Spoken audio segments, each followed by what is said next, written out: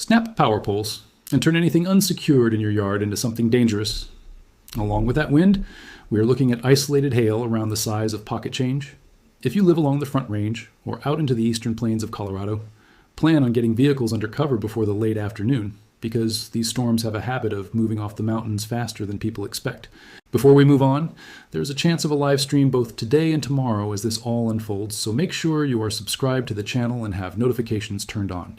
That way you get the alert the moment we go live, rather than finding out about it after the fact. Now, let's move ahead to Saturday, because it is another busy day of severe weather. We have two different slight risks in play. One of them is back over in Denver, Colorado, along with Nebraska and the western parts of Kansas. The other one runs from southern Michigan and Indiana all the way back into South Carolina. And then there is a giant marginal threat that basically connects everything together, which tells you just how widespread this pattern is. The main risk on Saturday is going to be damaging winds between 60 and 75 miles per hour. A little bit of large hail is once again possible up in the high plains. And then there will be a risk of a couple of tornadoes, and those are primarily going to be focused near Kalamazoo, South Bend, Fort Wayne, and Columbus. If you're in that corridor, this is your heads up a full day in advance. Make sure you have multiple ways to receive weather warnings. One more note on Saturday for those of you in the high plains. Storms out there can look distant and harmless on the horizon, then close the distance far faster than they appear to. So give yourself margin and head back inside early. Now, I want to be honest with you about the uncertainty here, because Saturday across the Ohio Valley is one of those setups that can go two very different directions. Another round of thunderstorms is expected, and there's a lot of question about how exactly it is going to evolve. There is a chance we could see a slightly more robust tornado risk take shape across Indiana, Ohio, and Michigan. There's also a chance that this might not be robust at all, and that what we end up with is a very weak mesoscale convective vortex left over from Friday's storms. Those two outcomes look nearly identical this far out, and they produce completely different days on the ground. These setups are genuinely tricky to forecast, and anyone who tells you otherwise is selling something. What we can do is look at what the guidance is showing and be transparent about where it disagrees. Right now, the HRR has a little area of spin over near Fort Wayne and Toledo during the afternoon, and it develops a few rotating supercells across Ohio during the late afternoon and early evening. That is why we are seeing somewhat more elevated significant tornado parameter values in this area, running around 0 to 1. Values in that range are sufficient for at least a couple of tornadoes, and the model even hints at the possibility of one over near Cincinnati. Other models are painting a different picture. The RRFS, for example, is placing these storms a little differently. It actually has them starting to rotate as early as 4 to 5 o'clock over northwest Ohio, and then gradually expanding in coverage through the late evening and overnight hours. Same general threat, different timing, different placement. So we are not entirely sure how this is going to pan out yet, but the signal is consistent enough that we can say this with confidence. There could be a tornado threat across Indiana, Michigan, Ohio, and maybe even northern Kentucky on Saturday. If you live in that region, here is what that means practically. Do not wait for certainty before you make a plan, because certainty may not arrive until storms are already on radar. Know where your safe room is. Know how you're going to get a warning if the power goes out. Have shoes and a flashlight near that safe space, because the aftermath of a tornado is often more dangerous than most people expect. We are going to keep a very close eye on this, and we will have another video tomorrow morning with any new details as the guidance updates overnight. And then as we go into Sunday, there is another round of severe weather to talk about.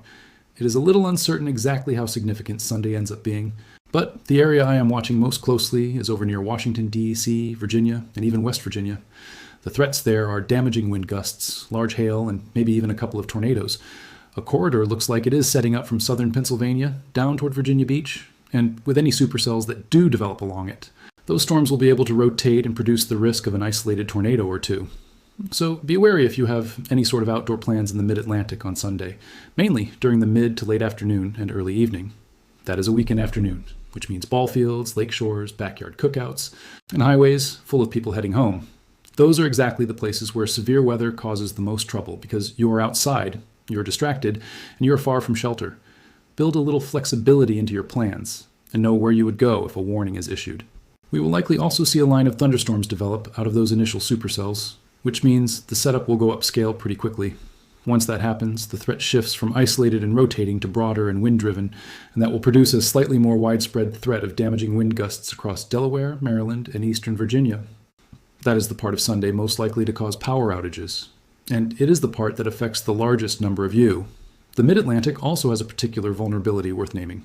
Tree cover is dense, the ground there has taken rain of its own, and root systems in saturated soil give way at lower wind speeds than most people assume. That combination means outages can be widespread even when the storms themselves are not exceptionally strong. So if you are along that corridor from southern Pennsylvania down toward Virginia Beach, plan for the possibility of losing power for a stretch on Sunday evening, and handle the small preparations before the sky changes rather than after. If you live back over in the Midwest and the Ohio Valley, I do think a few thunderstorms are possible on Sunday, but I'm not sure we are really going to see much severe weather there. Perhaps isolated wind and hail out of the strongest storms, and maybe a brief spin-up tornado, but I think most of the wind shear is going to be considerably lower across the Midwest on Sunday. So there should be fewer tornado concerns in that part of the country. And then New England is going to see a lot of rain, I think, Sunday into early Monday, as that low pressure system passes by. If you have travel planned in the Northeast at the start of the week, that is the window to watch. Now let's shift to what may be the single biggest concern developing right now, and that is the flash flooding threat. The Weather Prediction Center has issued a moderate risk of excessive rainfall for Des Moines and Davenport. I want to make sure this lands correctly, because the terminology can get lost. A moderate risk is the second highest level you can get on the Weather Prediction Center's scale. That is not a routine issuance. That is a deliberate signal from forecasters that they expect flooding significant enough to threaten life and property. We are likely going to see at least a few inches of rain across that area, and there could be isolated locations that pick up as much as 6 to 12 inches today. 6 to 12 inches of rain is a staggering amount of water in any circumstance, and it is far worse on ground that cannot absorb another drop. That is exactly the situation we are in. The soil across this region has been soaked repeatedly, which means new rainfall has almost nowhere to go except downhill into creeks, into ditches, and across roadways. Please take a lot of caution if you are traveling on the roads today. There is also a slight risk of excessive rainfall running from Omaha back into Roanoke, Virginia, and a couple of additional slight risks over areas like Denver and even all the way back into Arizona and Utah. Then there is a giant marginal threat covering just about everybody else. But overall, the big concern is going to be across the Ohio Valley and the Midwest, exactly as it has been for the last several days. We have already had several flash flood emergencies come out of this pattern. A flash flood emergency is the highest end product there is for flooding, and it means water is already causing a catastrophic, life-threatening situation somewhere on the ground. So please, turn around, don't drown. I know that phrase has been repeated so many times that it can start to sound like background noise, but it exists because of how people actually die in floods.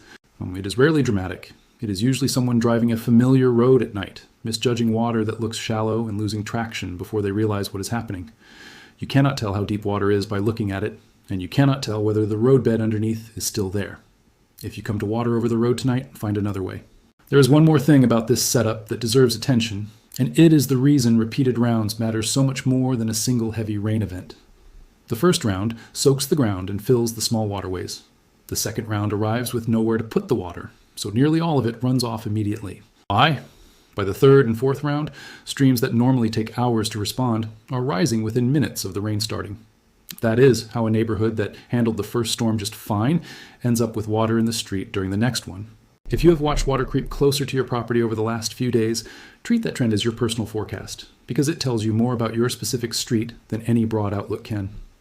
Over the next 48 hours, there's going to be a boatload of rain across this region, and the guidance is once again showing you a range of outcomes rather than a single answer.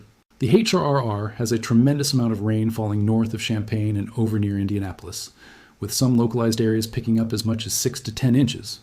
If that solution is right, that area may end up being the bullseye for flash flooding today. Other models tell a different story. The RRFS shifts the heaviest rain much further back to the west, mainly centered west of Peoria, though even around Peoria itself there could be 2 to 7 inches of rain. It also shows a similar signal north of Indianapolis. There are a lot of models we can look at, and they show a lot of different scenarios, which is exactly why it is worth comparing them side by side instead of trusting any single run. When you line them up, the useful information is not the specific number in any one model, it is where the solutions overlap. And when I do that with today's guidance, I do think the bulk of the highest rainfall is most likely to fall over near Davenport and Lafayette.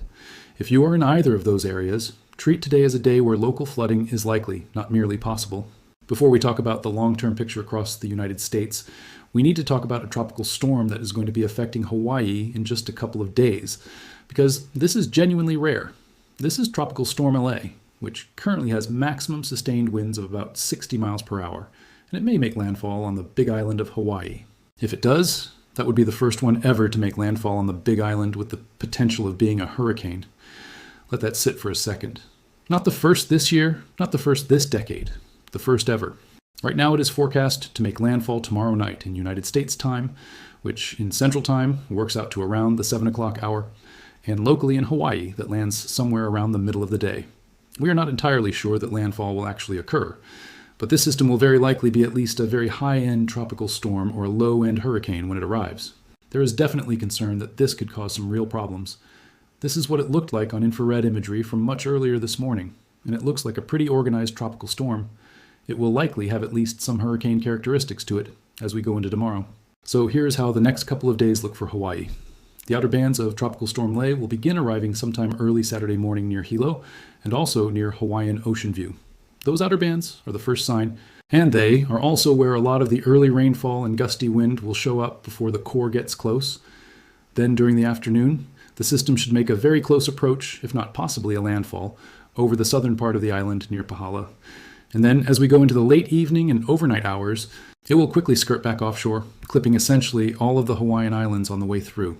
This is going to cause problems. There will definitely be storm surge, and there will also be high winds. Looking at the estimated winds near ground level, once this makes its closest approach, some of the peak sustained winds could be as high as 70 miles per hour, right around Highway 11. Sustained winds at that level, not gusts, will bring down trees and power lines and make travel genuinely dangerous. On an island, that matters more than it does on the mainland, because resources and repair crews cannot simply drive in from the next state over.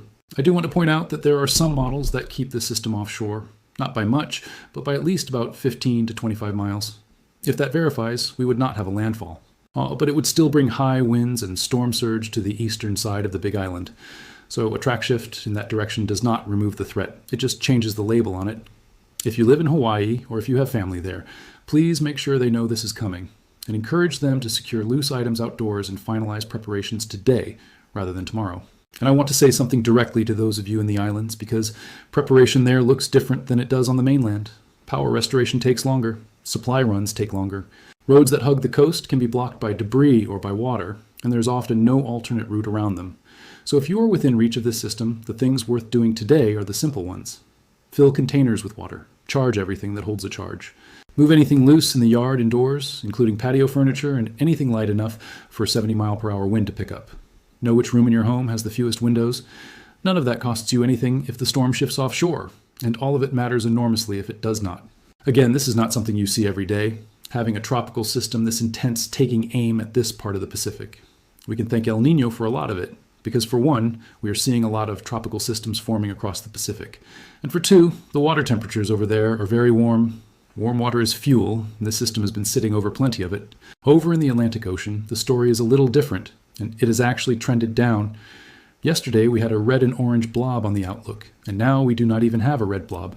It has come all the way down to yellow east of the Lesser Antilles, where there is now only a 30% chance of formation with that little tropical wave, mostly because of how much wind shear is in place. It is being sheared apart. That is good news, and it is a reminder that wind shear is one of the most effective natural defenses we have against tropical development.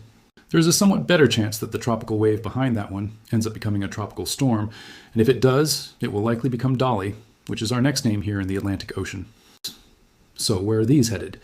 The first one, the one in yellow, is going to be heading a little more down toward South America. The one behind it is likely going to head closer to the Lesser Antilles, and from there, it really could go just about anywhere. We do not know where that one is going yet, and anyone who claims to know at this range is guessing. Make sure you are subscribed, because we will have more updates as we get closer and as the guidance actually earns some confidence. I also plan on having a dedicated tropical forecast for at least the next few days over on our second channel, and that will be going up sometime later today. If you want the deeper dive on the tropics, including LA and both areas of development in the Atlantic, that is where you will find it, and I will leave a link at the top of the description. And then, after this weekend across the United States, I do think the weather is going to remain somewhat active.